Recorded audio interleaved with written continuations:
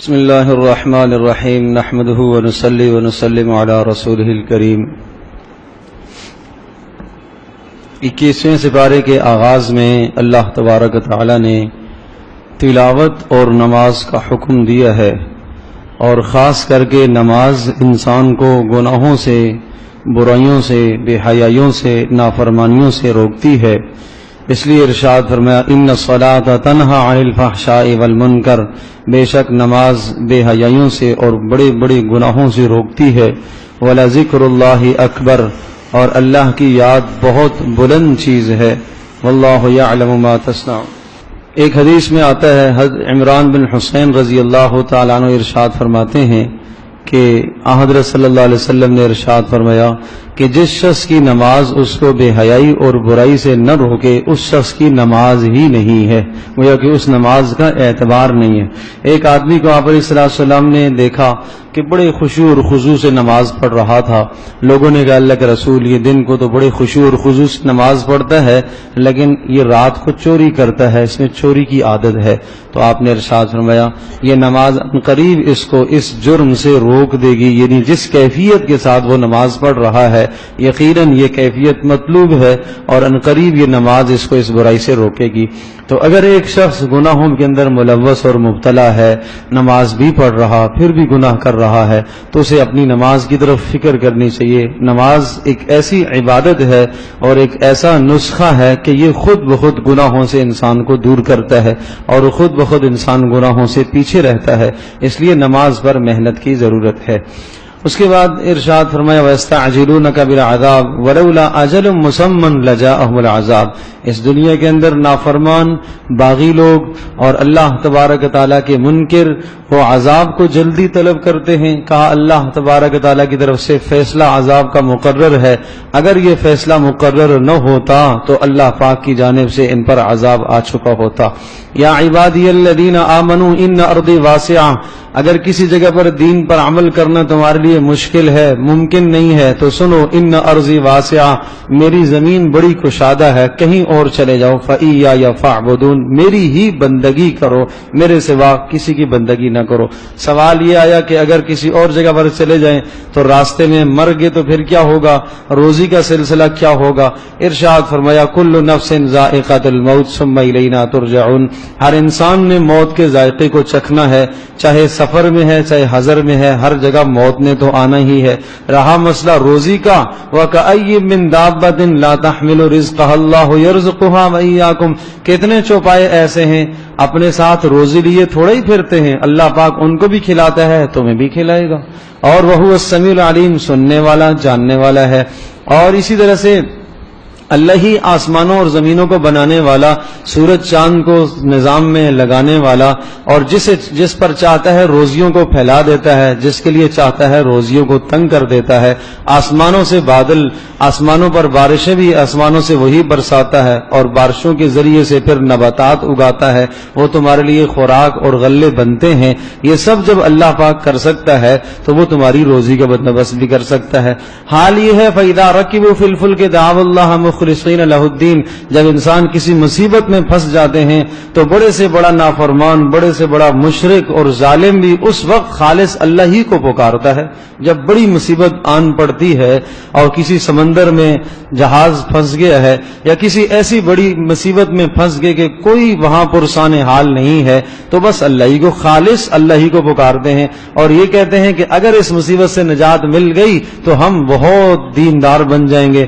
فلما نجاہم للبر اذا ہم یشرکون، فرمایا جب ہم ان کو نجات دیتے ہیں اس مصیبت سے پھر شرک کرنے لگتے ہیں۔ لیکفروا بما آتیناہم، انجام یہ ہوتا ہے جو کچھ ہم نے ان کو نعمتیں دی ہیں ان سب کی ناشکری کر بیٹھتے ہیں۔ ولیتمتعوا فسوف یعلمون، آپ ان سے کہہ دیجئے مزے اڑا لو زندگی کے، کتنے دن مزے اڑاؤ گے؟ فسوف یعلمون، ان قریب تم لوگ جان لوگے۔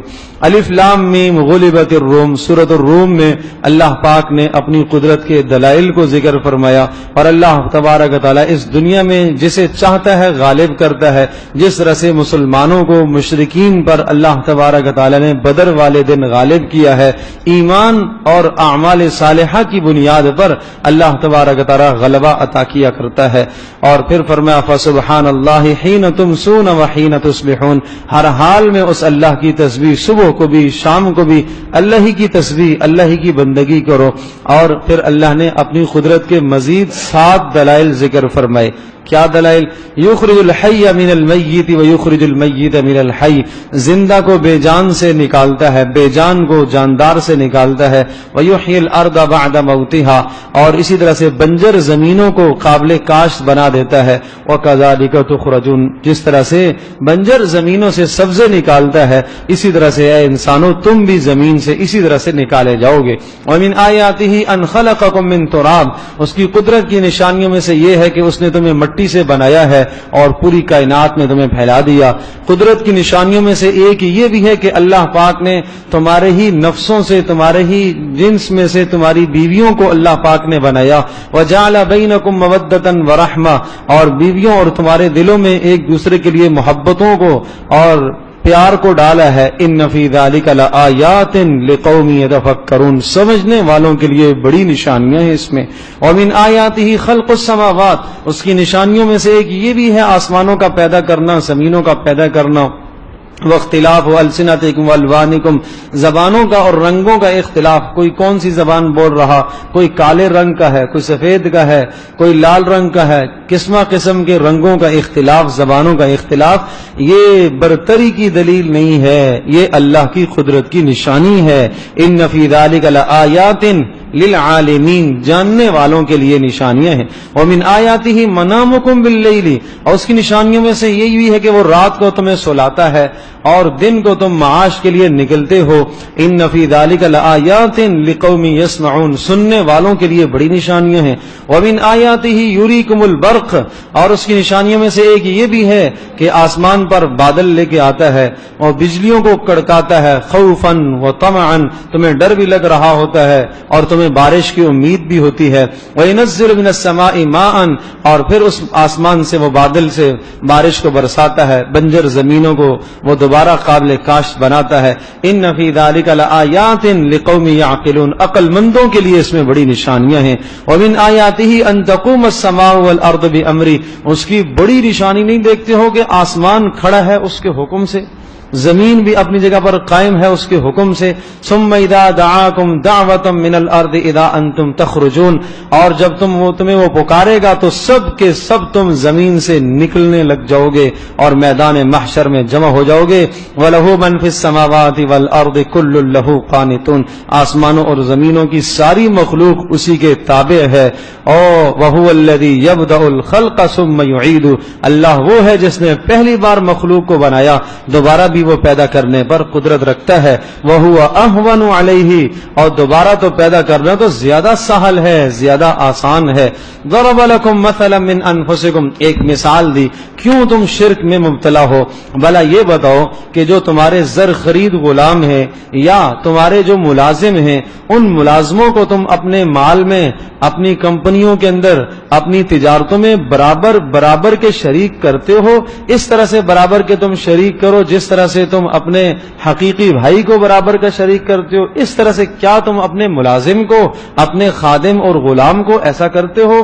نہیں کرتے تم. جب تم ایسا نہیں کرتے ہو تو پھر اللہ کی مخلوق کو اللہ کے ساتھ برابر کیوں ٹھہراتے ہو؟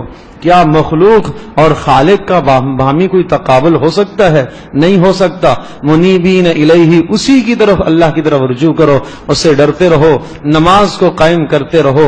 اور پھر فآت ذی القربى حقہ والمسکین وابن السبیل، قرابت داروں کے حق ادا کرتے رہنا، مسافروں کے، مسکینوں کے. اور یہ سب یہ بہتر ہے ان لوگوں کے لیے جو اللہ کی رضا چاہتے ہیں. اور جو تم ایک دوسرے کو مال دیتے ہو، بڑی اہم بات ہے. وما آتیتم من ربا لیربو فی اموال الناس، تم ایک دوسرے کو باہمی جو تحفے دیتے ہو، مال دیتے ہو، اس نیت سے دیتے ہو کہ کل جب میری خوشی کا موقع آئے تو مجھے بھی وہ دے گا، بڑھا چڑھا کر دے گا. فرمایا یہ تو ربا ہے، یہ تو سود ہے. فلا يربو عند اللہ، اللہ کے ہاں اس میں بروتری نہیں ہوتی ہے۔ وما آتیتم من زکات، اور اگر تم نیک نیتی سے تعاون کی نیت سے اپنے کسی مسلمان بھائی کو دیتے ہو، اس کے یہاں شادی کا موقع ہے، چلو ہماری طرف سے اس کے ساتھ کوئی تعاون ہو جائے، تو یہ یریدون وجہ اللہ، اگر اللہ کی رضا چاہتے ہوئے دیتے ہو فاولئک هم المضعفون، اللہ تمہیں دگنا کر کے دے گا۔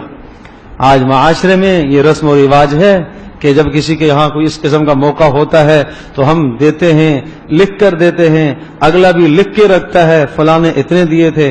جب پھر ہمارے یہاں باری آتی ہے تو پھر وہ دیکھتا ہے، وہ کاپی کھولتا ہے کتنا لکھا ہوا ہے، اس سے تھوڑا سا بڑھا کے دیتا ہے۔ تو بھائی یہ نہ کرو، یہ ربا ہے، یہ سود ہے، یہ نیت ہی فاسد ہے۔ فرمایا یہ اللہ کے یہاں نہیں بڑھتا، اس طرح سے مال میں بڑھوتری نہیں ہوتی۔ ظہر الفساد فی البر والبحر، کائنات میں، خشکی میں، تری میں، سمندروں میں، زمینوں میں جو بھی فساد پھیلتا ہے یہ انسان کے اعمال کا نتیجہ ہوتا ہے۔ لیذیقہم بعض الذی عملوا لعلہم یرجعون، یہ تھوڑے تھوڑے عذاب ہم اس لیے سکھاتے ہیں تاکہ تم اللہ کی طرف پلٹ آؤ، واپس آ جاؤ اللہ کی طرف۔ بڑا عذاب تو قیامت میں اللہ نے تیار کر کے رکھا ہے۔ وَلَنُذِيقَنَّهُم مِّنَ الْعَذَابِ الْأَدْنَىٰ دُونَ الْعَذَابِ الْأَكْبَرِ لَعَلَّهُمْ يَرْجِعُونَ، فرمایا بڑا عذاب تو آخرت میں ہے، یہ دنیا میں چھوٹے چھوٹے اس لیے لے کے آتے ہیں تاکہ تم اللہ کی طرف پلٹ آؤ۔ اللہ الذی خلقکم من ضعف، اپنی تخلیق کو غور نہیں کرتے ہو؟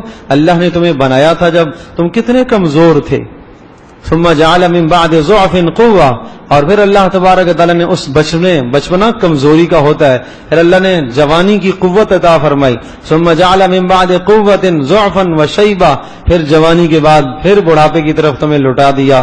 یخلق ما یشاء، جیسے چاہتا ہے وہ پیدا کرتا ہے، وہو العلیم القدیر، اور وہ جاننے والا ہے اور قدرت والا ہے۔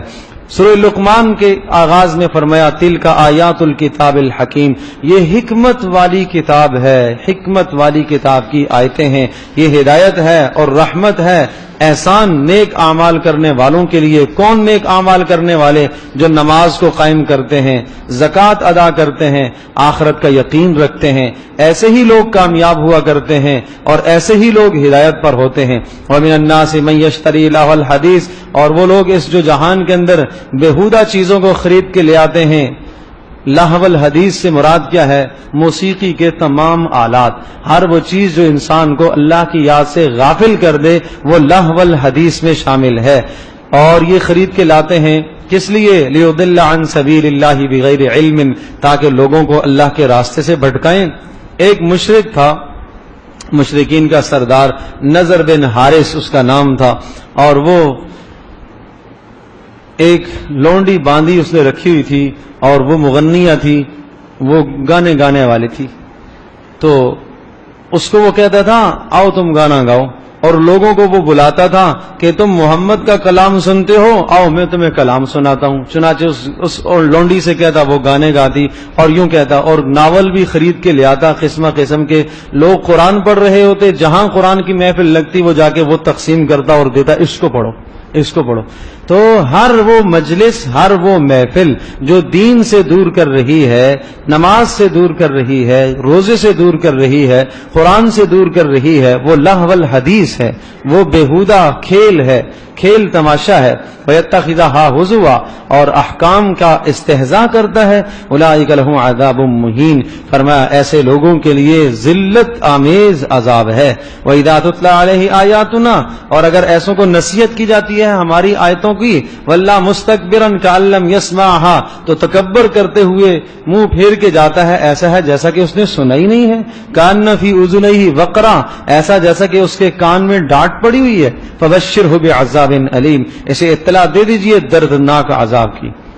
تو اس لیے افطار و سحر کے جو پروگرام اس وقت چل رہے ہیں، اور جو قرآن اور حدیث سے غافل کرنے والے پروگرام، اور مسلمانوں کو اللہ اور اس کے رسول سے دور کرنے والے اس قسم کے تمام پروگرامز ہیں، ان تمام سے اجتناب ضروری ہے، ورنہ یقیناً اس آیت کی وعید کے اندر ایسے لوگ شامل ہیں جو اس قسم کی چیزیں دیکھتے ہیں اور گناہ کے اندر ملوث ہوتے ہیں۔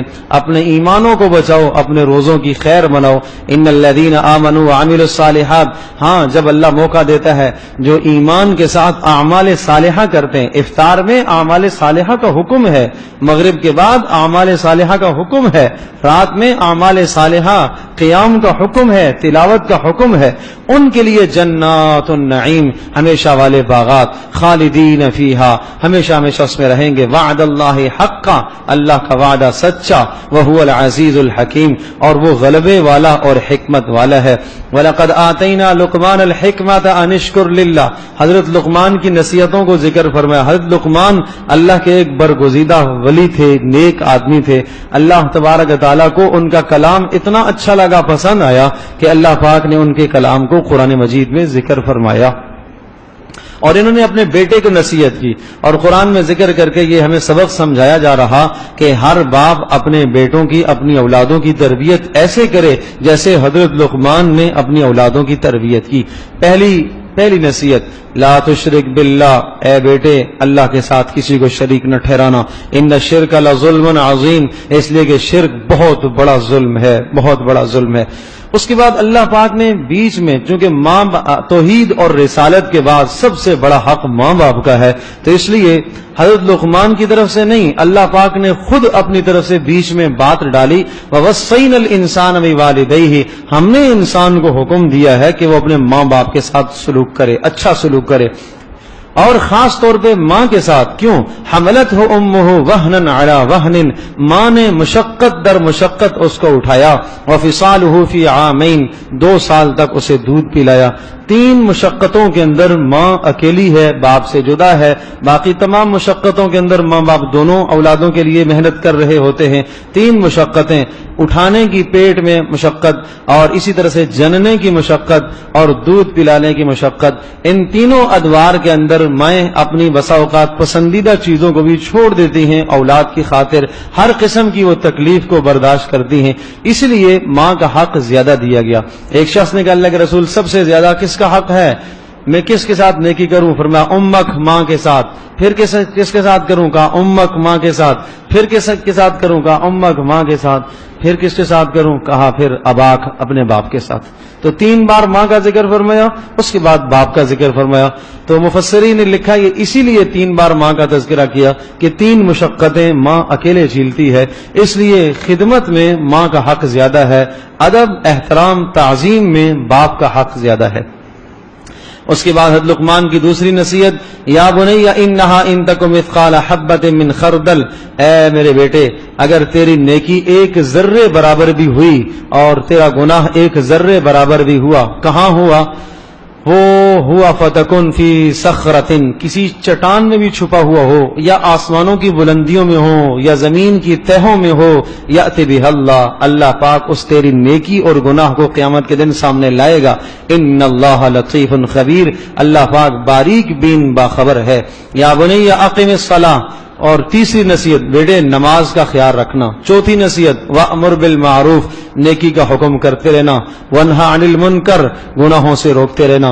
5ویں نصیحت وَاصْبِرْ عَلَى مَا أَصَابَكَ، اور جب مشقت آئے دین پر تو صبر کرتے رہنا. إِنَّ ذَلِكَ مِنْ عَزْمِ الْأُمُورِ، یہ بڑے ہمت کے کاموں میں سے ہے.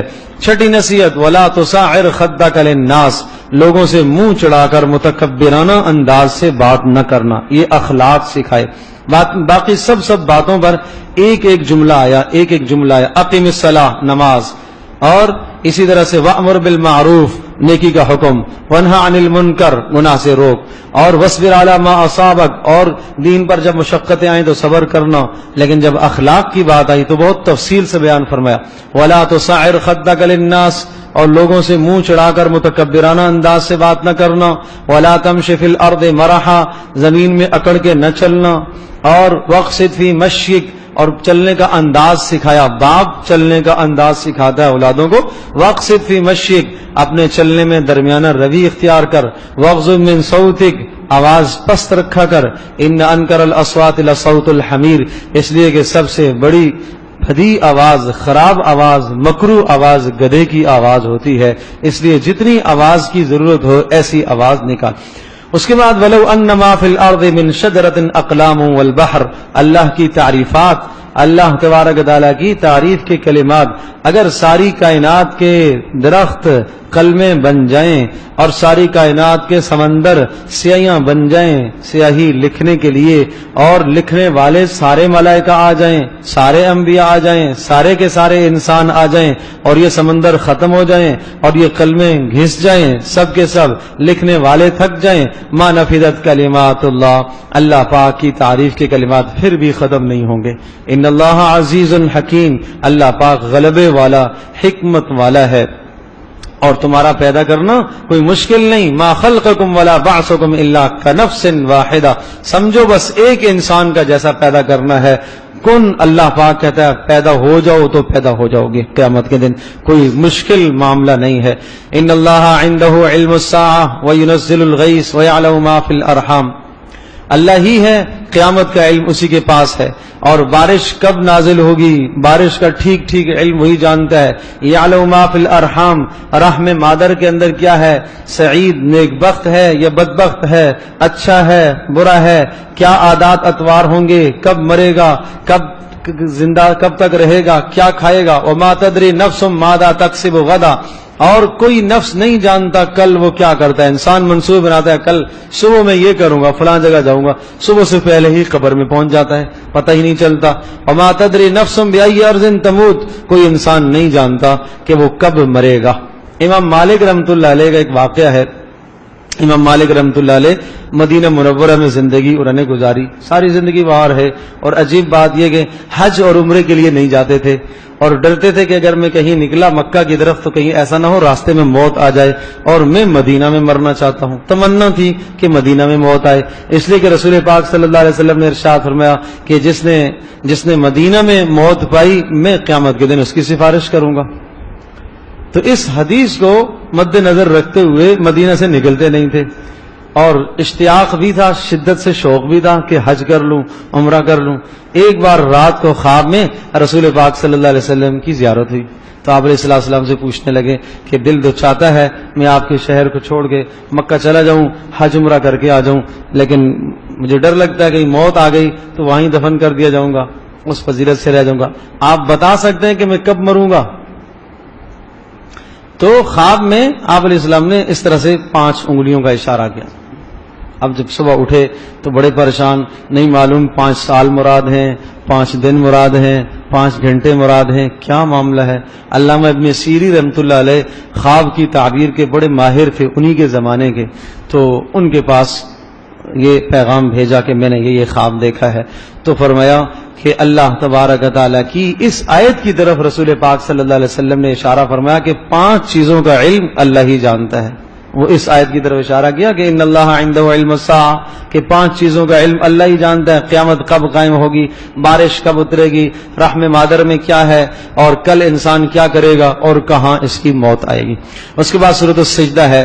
سورۃ السجدہ بھی سورۃ الملک کی طرح بہت اس کی تلاوت کا حکم دیا گیا کہ عذاب قبر سے نجات دلاتی ہے. جیسے سورۃ ملک کے متعلق کہا گیا اسی طرح سے سورۃ السجدہ کے متعلق الف لام میم سجدہ یہ بھی رات کو سونے سے پہلے اس کے پڑھنے کا اہتمام کیا جائے. اور اس صورت میں اللہ پاک نے انسان کی تخلیق کو ذکر فرمایا اور قیامت کی ہولناکی کو شدت کو ذکر کیا کہ جب نافرمان جہنم میں پہنچ جائیں گے وَلَوْ تَرَىٰ إِذِ الْمُجْرِمُونَ نَاكِسُو رُؤُوسِهِمْ عِندَ رَبِّهِمْ سر جھکائے ہوئے اپنے رب کے پاس کھڑے ہوں گے کہیں گے ربنا ابصرنا وسمعنا فرجعنا اے اللہ ہم نے دیکھ بھی لیا سن بھی لیا اے اللہ دنیا میں ہمیں بھیج دے ہم اچھا عمل کر کے آ جاتے ہیں. لیکن اب دنیا میں جانے کی انہیں مہلت نہیں دی جائے گی اس لیے کہ یہ وقت ہے مہلت کا اور دنیا میں تمہیں اعمال کا موقع دیا گیا ہے. اور تتجافا جنوبہم عن المضاجع اللہ کے مقرب بندے وہ ہیں فرمایا ان کے پہلو بستروں سے جدا رہتے ہیں. قیامت کے دن میدان محشر میں اعلان ہوگا کہاں ہیں وہ لوگ جن کے پہلو راتوں کو بستروں سے جدا رہا کرتے تھے جو اللہ کو پکارا کرتے تھے. فلا تعلم نفس ما اخفی لهم من قرۃ اعین کوئی نہیں جانتا کوئی نفس کوئی جان کہ اللہ پاک نے ان کے لیے کیا کیا انعامات تیار کر کے رکھے ہیں. حدیث پاک میں آتا ہے اعددت اعددت لعبادی الصالحین ما لا عین رأت ولا اذن سمعت ولا خطر علی قلب بشر، میں نے اپنے بندوں کے لیے وہ نعمتیں رکھی ہیں تیار کر کے جو نہ کسی آنکھ نے دیکھی، نہ کسی کان نے سنی، اور نہ کسی انسان کے دل و دماغ میں ان کا وہم اور خیال بھی آیا۔ تو بھئی یہ ساری نعمتیں کس پر ملتی ہیں؟ اعمال صالحہ پر۔ روزہ ایک عمل ہے، رات کا قیام ایک عمل ہے، اور اب رمضان کا آخری عشرہ شروع ہونے والا ہے جو جہنم سے خلاصی کا ہے۔ ہر آدمی اس بات کی کوشش فرما لے اور کوشش اور محنت کریں کہ ہمارا جہنم سے خلاصی کا پروانہ ہمیں مل جائے، اور اللہ پاک ہم سب کو جہنم سے آزاد کر دیں۔ اللہ سے جتنا دعاؤں میں مانگو گے، افطار میں، سحر میں، نمازوں کے بعد، جب موقع ملے خوب اللہ سے گڑ گڑا کے مانگو۔ یہ وقت بڑی قبولیت کے ہیں، یہ بازاروں میں ضائع کرنے کے اوقات نہیں ہیں کہ آخری عشرے کے اندر عید کے لیے شاپنگ میں نکلو اور ساری رات ماؤں بہنوں کو لے کے اور اسی طرح سے بچوں کو لے کے بازاروں میں نکلنا، یہ زیادتی کی بات ہے۔ یہ راتیں اللہ پاک نے بخشش کے لیے بنائی ہیں۔ سب سے بہترین جگہ مسجد ہے کائنات میں، سب سے بدترین جگہ کائنات میں کون سی ہے؟ بازار ہے۔ اللہ کے نبی نے یہ آخری 10 دن سب سے بہترین جگہ مسجد میں گزارے ہیں، بازاروں میں آپ نے نہیں گزارے۔ اس لیے اپنا معمول بناؤ، گھر والوں کو بھی اسی بات پر آمادہ اور تیار کرو کہ وہ بھی ان دنوں کے اندر بازاروں کی طرف نہ جائیں، اور جن کو بازاروں میں جانا ہے، جو دن میں جن کے بازاروں میں کام ہے، کاروبار ہیں، بس اپنی ضرورت پوری کرو اور فوری واپس آؤ۔ اللہ تبارک و تعالیٰ بڑا غنی ہے، جو اللہ 11 مہینے 8-10 گھنٹے دکان کھولنے سے روزی دیتا ہے، اس مہینے اگر 4 گھنٹے بھی کھولے گا تو اللہ نے روز تو ویسے ہی دگنا کر دیا ہے، ویسے ہی اضافہ کر دیا ہے۔ 8 گھنٹے میں اگر ضرورت پوری ہوتی تھی تو مطلب یہ ہوا اللہ نے تو ضابطہ بتا دیا کہ ہم نے رزق دگنا کر دیا ہے، تو پتہ یہ چلا کہ 4 گھنٹے میں وہ ضرورت پوری ہو سکتی ہے۔ تو اللہ نے اس لیے بڑھایا تھا کہ 4 گھنٹے میں تم اپنی ضرورت پوری کرو اور اس کے بعد اللہ کو یاد کرو تاکہ تمہاری عبادت ہو سکے، اس لیے اللہ نے رزق بڑھا دیے ہیں۔ لیکن ہم رزق ڈھونڈ رہے بازاروں میں، ہم رزق تلاش کر رہے ہیں وہاں ہی، تو اس طرح سے یہ زیادتی کی بات ہے۔ تو اس لیے درخواست ہے کہ آخری راتوں کو قیمتی بنانے کی کوشش فرمائیں۔ اللہ پاک ہم سب کے لیے عمل کرنا آسان فرمائے۔